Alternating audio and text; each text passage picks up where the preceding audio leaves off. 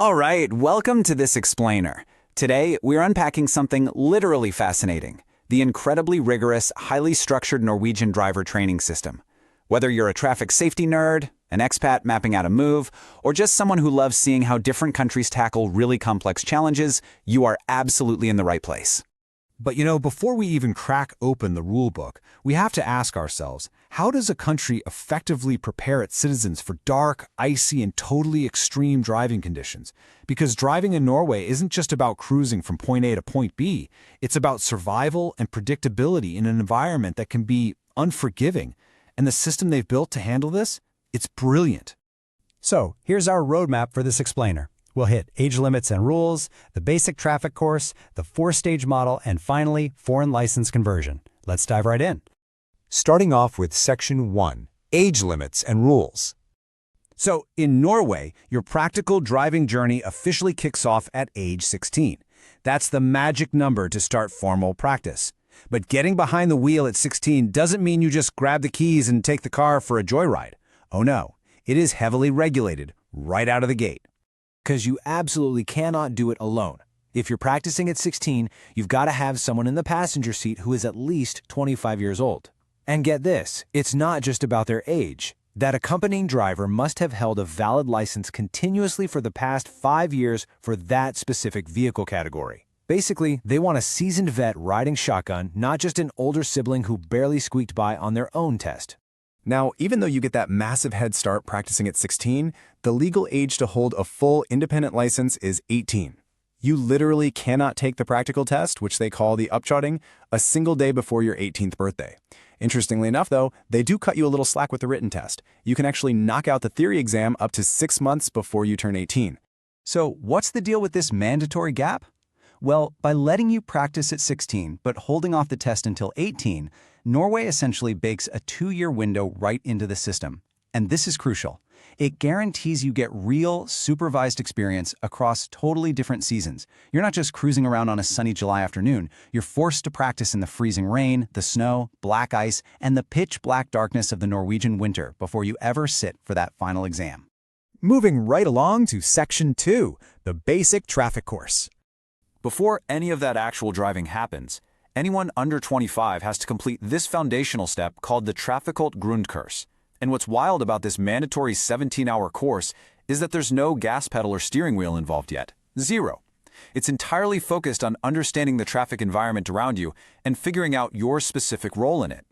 They meticulously break this curriculum down into 4 main themes. First up, understanding traffic, basically how the whole system works and how everyone has to cooperate. Second is human factors, which looks at how your physical and mental state directly impacts your driving.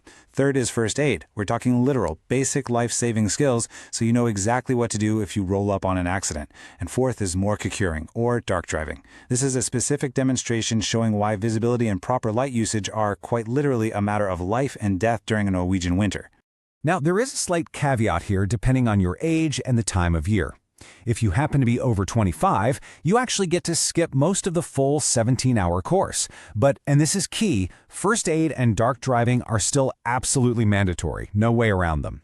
Also, if you finish the course during the brighter summer months, between March 16th and October 31st, you only get a temporary practice permit that runs out on January 31st. You've got to take that dark driving module in the winter to lock in your permanent permit. Oh, and quick side note, you always have to carry this permit physically or digitally on their app whenever you're out practicing. Okay, Section 3, the four-stage model. Once you've got your permit, the practical training kicks off. It's built on 4 distinct stages to make sure your progression is completely safe and predictable. Stage 1 is the basic traffic course we just talked about, then basic vehicle handling, traffic proficiency, and finally, final training. By layering it this way, Norway makes sure you aren't thrown into complex, real-world traffic until you have mastered the vehicle itself. So in Stage 2, it's all about basic vehicle handling. Starting, stopping, shifting gears, running technical checks, the whole shebang. But you don't just magically graduate to the next level. Stage 2 ends with a mandatory step assessment. This is a formal sit-down where you and your instructor mutually decide if your technical skills are actually up to par before you're allowed anywhere near real traffic. Once you get the green light there, you move into Stage 3, traffic proficiency. This is where you practice right-of-way, lane positioning, and dealing with other drivers. But the absolute highlight of this stage? A mandatory incident management course on a closed track. You literally practice intentionally losing control of the car and regaining it in the safe, controlled environment. It's super intense but incredibly effective for building real confidence. And finally, you hit stage 4, final training. This is where you really polish those skills. You're doing high-speed driving, safe overtaking, and long-distance driving. This whole stage is heavily engineered to sharpen your risk perception and make you a fully independent driver, ensuring you're autonomous before the grand finale, the practical exam. Which brings us to Section 4, foreign license conversion. Now, you might be wondering, what if I'm an expat moving to Norway and I already know how to drive? Well, your path really depends on where that license came from. There are two very distinct routes. If you've got a license from an EU or EEA country, you're in luck. The process is generally super smooth, mostly just an administrative swap with no extra tests. But if your license is from outside the EU or EEA, what they call third countries, the rules are way stricter. Typically, you can only drive for 3 months after you arrive, and you have to apply for an exchange within a strict window, which is usually a year. Depending on the exact country that issued it, this conversion might force you to pass a practical test, or sometimes both a theory and a practical test all over again. And here's the real kicker. If you miss that exchange deadline, there is zero leniency. Failing to meet it means you start the entire rigorous process completely from scratch. All the courses, all the stages, right back to day one. Ultimately, when we step back and look at this whole framework, it becomes really clear what the true cornerstone of Norwegian road safety is. They aren't just trying to churn out people who can memorize answers and pass an exam.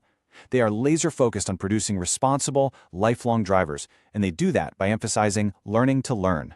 And that leaves us with a pretty fascinating final thought.